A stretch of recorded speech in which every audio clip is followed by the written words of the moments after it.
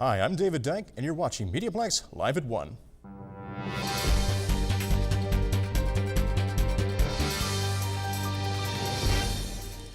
The town of Amherstburg senses some residents may be left in the lurch now that its only taxi company has shut down. Alexandria Latrimoli reports. Amherstburg's taxi service has come to a halt, but this has not prevented alternative transportation methods from taking the reins.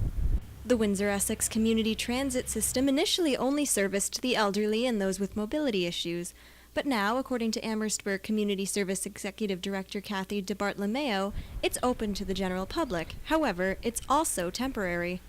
When the taxi service went out of business, we wanted to just step up because we have the buses and we have a van also, but we have the capacity to help people get around. So right now we're offering it only as a temporary solution to what's currently going on with the lack of taxis in Amherstburg. DeBartolomeo says the transit system primarily operates on weekdays from 8 to 4. This has caused some residents to want more. Well, I think it's a travesty because you don't want to drink and drive, and a lot of guys come down after golf or ball or whatever and have a few beers. And if they end up staying, they call a cab. Now there's no alternative. Aside from time concerns, DeBartolomeo says she wants the system to better cater to those who frequent Windsor. Although she says improving the system is a struggle, she's confident it can be done. And we have the buses here. So one of the problems then is running 24 hours because if people are going to go for jobs and all that, and how do we overcome that? And the way you do that is offer the system, listen to what people have to say with our surveys, and hopefully we can work together with the township to be, to get people up to Windsor. In the meantime, round trips to Windsor are still offered for $15 a person and $10 for a drive around Amherstburg. For MediaPlex News, I'm Alex Latrimwe. Are you interested in TV, radio, or even the written word? Then join us at our open house on Saturday, April 2nd. You can meet with the professors, talk with students, and even take a tour of the campus. We will be open from 10 to 1 p.m. Now, the St. Clair Saints women's basketball team will look to capture the Women's Basketball National Championship as they host the event at the Sportsplex.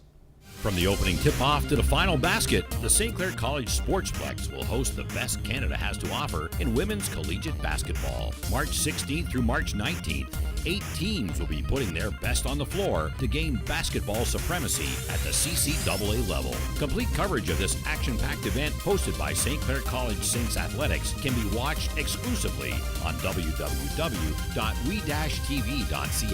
We TV, bringing Windsor and Essex County to the world. Turning to weather, overnight the temperature will drop to a -8. Tomorrow it will be mainly sunny with a high of -4. Today until March the 10th, Windsor is playing host to 4 different OFSA events, including wrestling, swimming, hockey, and basketball. For all of your updates, it's as simple as following the hashtag OFSAPlex and logging onto themediaplex.com.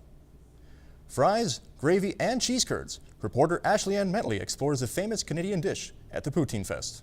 Poutine is a staple in Canadian cuisine. Traditionally made with French fries, cheese curds, and gravy, it has recently become popular in bars and restaurants all around the world, and Windsor is no exception. Place Concord in Windsor recently held their 4th edition of Festival de la Poutine. Manager Didier Moreau says the versatility of the dish has helped its popularity.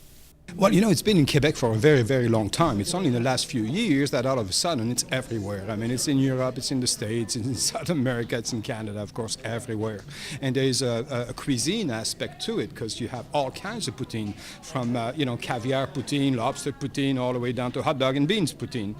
According to the Canadian Encyclopedia, poutine was originally created in rural Quebec back in the 1950s and really started to gain popularity in the 90s. Nowadays, you can even find it at fast food restaurants. Alex Lecoyne, who works at Frenchie's Poutinery, a restaurant dedicated to poutine, says it's particularly popular with the Americans that come over to Windsor. Actually, they always seem to really love it because they have no idea what it is. It's like what usually happens is they think it's gross at first, and then they see it and they're iffy, and then they try it and they absolutely love it. Well, love it or hate it, there's no denying that poutine is a truly Canadian food.